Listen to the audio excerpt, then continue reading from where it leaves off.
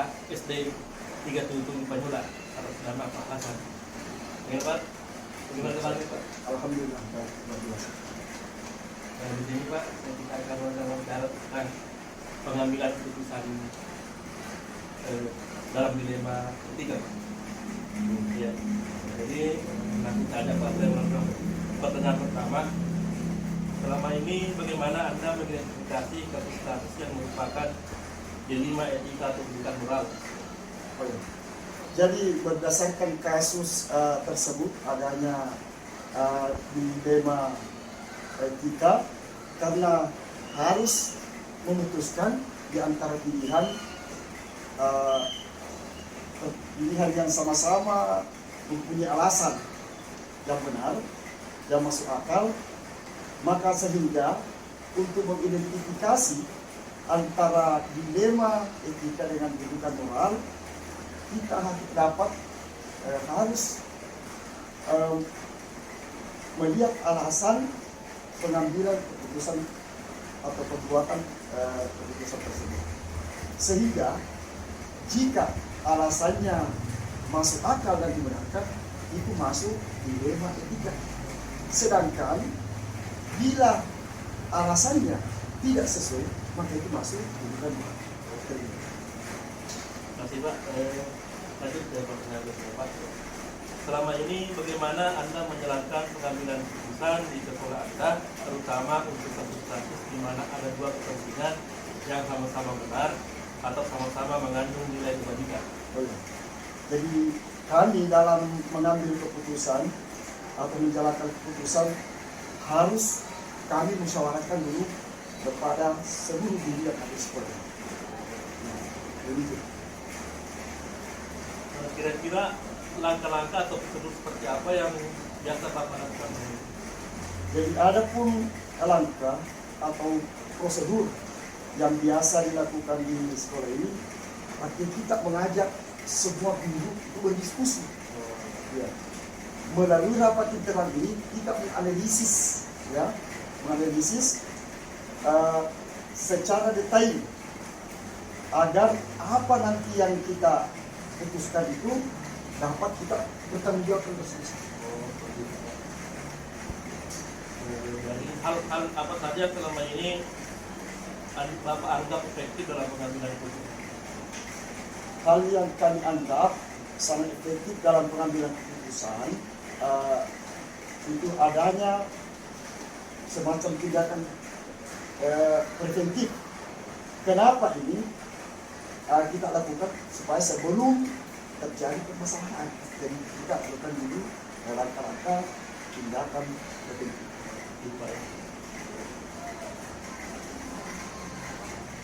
Hal-hal apa saja yang selama ini Anda anggap efektif dalam pengambilan keputusan dalam pada kasus-kasus yang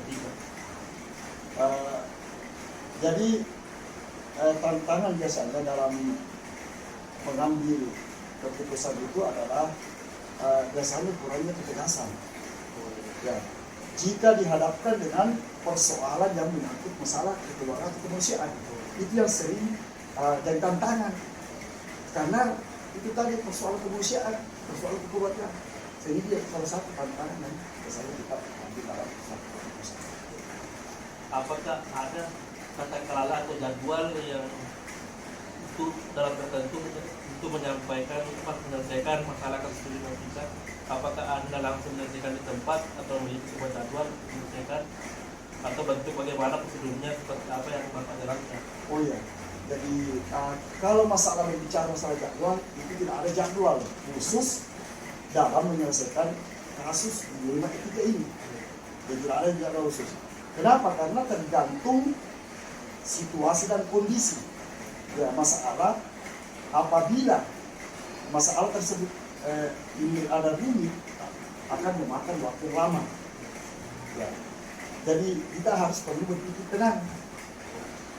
Dan apabila masalahnya ya tidak terlalu rumit, misalnya, maka biasanya itu akan diadakan saja atau diselesaikan dengan melakukan hanya koordinasi kepada guru-guru sekolah. Tidak ada jadwal. Tidak ada jadwal.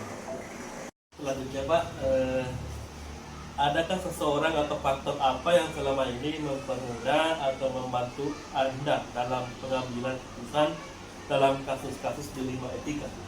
Oh ya, jadi yang biasa membantu atau mempermudah dalam pengambilan keputusan ini adalah semua rekan-rekan ini. Alhamdulillah beliau sangat membantu semua rekan-rekan ini. Berarti di sekolah ini ada kolaborasi gitu Pak? Iya. Pak, dari semua hal yang telah disampaikan pembelajaran apa yang Bapak seperti dalam pengalaman Anda mengambil keputusan di etika? Jadi permasalahan yang bisa diambil adalah dari semuanya ini. Jadi tidak semua yang kita anggap benar itu adalah benar. Ya. Karena kenapa? Harus kita dulu melihat dari berbagai sisi. Jadi mungkin saja itu kita anggap bermasalah. Artinya tidak semuanya yang kita anggap mungkin bahwa ini benar adalah benar. Sebenarnya belum tentu. Jadi itu tadi yang sempat saya sampaikan Bapak dengan bagaimana Bapak mengambil keputusan tentang etika. Jadi sekali lagi saya minta maaf dan terima kasih atas kesempatan yang diberikan kepada Pak. Mudah-mudahan Bapak sehat selalu. Amin. Terima kasih.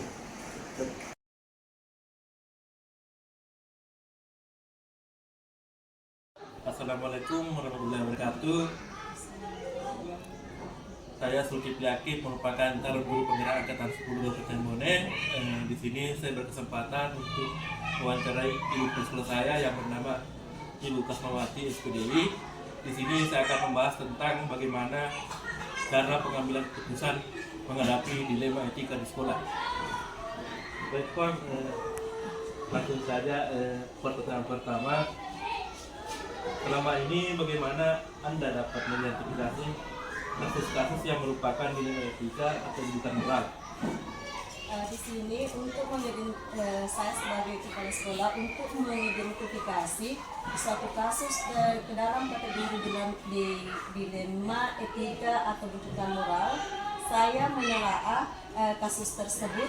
Jika terdapat dua pilihan keputusan yang sama-sama benar, maka termasuk ke dalam dilema etika. Namun jika pilihan keputusannya antara benar atau salah, maka merupakan rujukan moral. Selama ini bagaimana Anda menjelaskan pengambilan keputusan di sekolah Anda, terutama untuk kasus-kasus di mana ada dua kepentingan yang sama, benar atau sama-sama dan menilai kebijakan? Jika merujuk pada kasus dilema etika yang saya sebutkan tadi, memang terdapat dua kepentingan yang sama-sama benar, yakni jika saya mengambil keputusan untuk menegakkan keadilan dengan cara yang tegas, maka tercipta kedisiplinan bagi guru yang bersangkutan. Namun di sisi lain, saya juga perlu melihat sisi kemanusiaan dengan memberi keringanan kepada guru tersebut agar ia dapat merawat istrinya yang sakit. Kedua pilihan tersebut sama-sama baik. Maka dalam hal ini saya akan menggunakan prinsip berpikir berbasis rasa kepedulian, di mana saya akan meminta guru-guru lain turut serta membantu menghandle siswanya selama ia merawat istrinya yang sedang sakit. Langkah-langkah atau prosedur seperti apa yang biasa Anda lakukan selama ini? Jadi prosedur yang biasa saya lakukan selama ini, jika saya ingin membuat keputusan, langkah pertama yang saya lakukan adalah mencermati terlebih dahulu situasi yang terjadi, mempertimbangkan dampak dari keputusan yang saya buat, dan kemudian mengambil keputusan. Misalnya dalam kasus tadi, saya akan memanggil guru tersebut dan memintanya untuk menjelaskan secara rinci tentang faktor yang menyebabkan kurangnya disiplin. Kemudian saya akan melakukan coaching agar dia bisa menemukan solusi selanjutnya. Selanjutnya saya akan memantau tindak lanjut dari penyelesaian masalah yang dilakukan. Jadi langkah terakhir saya adalah merefleksikan pesan yang saya buat. hal-hal apa saja yang selama ini Anda anggap efektif dalam pengambilan keputusan pada kasus-kasus dilema etika? Adapun hal-hal yang saya anggap itu efektif dalam pengambilan keputusan pada kasus-kasus dilema etika selama ini, yang pertama saya pengumpulan data, kemudian menguji benar salah atau benar lawan benar, kemudian mencari alternatif atau solusi yang mungkin bisa dilakukan, dan yang terakhir melakukan refleksi. Hal-hal apa saja yang selama ini merupakan tantangan dalam pengambilan keputusan pada kasus-kasus dilema etika? Tentunya dalam setiap mengambil keputusan tidak terlepas dari tantangan yang akan kita hadapi. Salah satunya, tidak semua orang itu akan menyukai keputusan yang kita buat. Hal ini terkadang membuat kita merasa bahwa waktu kita itu kurang tepat atau tidak bijak. Namun kembali lagi pada hakikatnya bahwa tidak semua orang memiliki mindset yang sama seperti kita, dan kita tidak dapat memaksakan pemikiran orang lain agar sejalan dengan pemikiran kita. Apakah Anda memiliki sebuah tata kelola atau jadwal tertentu dalam sebuah penyelesaian kasus dilema etika? Apakah Anda langsung menyelesaikan di tempat atau memiliki sebuah jadwal penyelesaiannya? Bentuk atau prosedur seperti apa yang Anda jalankan? Saya tidak memiliki jadwal khusus untuk mengelola pengambilan keputusan. Untuk kesederhanaan yang membuat saya perlu cepat diselesaikan, maka saya langsung membuat keputusan. Namun dalam kasus-kasus yang memiliki efek jangka panjang, biasanya saya tidak langsung menyelesaikannya di tempat. Saya biasanya mendiskusikan terlebih dahulu bersama rekan-rekan guru dan mempertimbangkan dampak atau hasil akhir, lalu membuat kesimpulan atau keputusan. Jadi seperti itu cara mengambil jadwal tertentu, tidak ada jadwal? Tidak ada jadwal tertentu, melihat sikonnya saja. Adakah seseorang atau faktor-faktor apa yang selama ini mempermudah atau membantu Anda dalam pengambilan keputusan dalam kasus-kasus dilema etika? Ya, ada beberapa orang yang dapat mempermudah dan membantu saya dalam membuat keputusan, yaitu dan rekan-rekan kepala sekolah yang lain yang biasa kita ada forum pertemuannya di K3S. Kemudian dan guru-guru juga, guru-guru di sekolah sering saya minta pertimbangannya dalam membuat sebuah keputusan. Jadi saya minta pendapat dalam beberapa kasus. Selain itu, atasan, pengawas, dan beberapa pihak lain juga membantu saya dalam membuat sebuah keputusan. Ya, baik Pak, yang terakhir, dari semua hal yang telah disampaikan, pembelajaran apa yang dapat Anda petik dari pengalaman Anda sebagai mengambil keputusan dilema etika? Dari beberapa kasus yang saya hadapi terkait dengan pengambilan keputusan, saya mendapat banyak pengalaman yang mengajarkan saya tentang rasa empati dan rasa peduli. Tidak mengambil keputusan sepihak, berpikir sebelum memutuskan, serta pentingnya menerapkan prinsip berbasis nilai-nilai kebajikan dan memprioritaskan kepentingan murid. Baik Pak, terima kasih banyak atas waktunya. Semoga tambah sehat dan selalu sukses dari sekolah saya. Terima kasih Pak.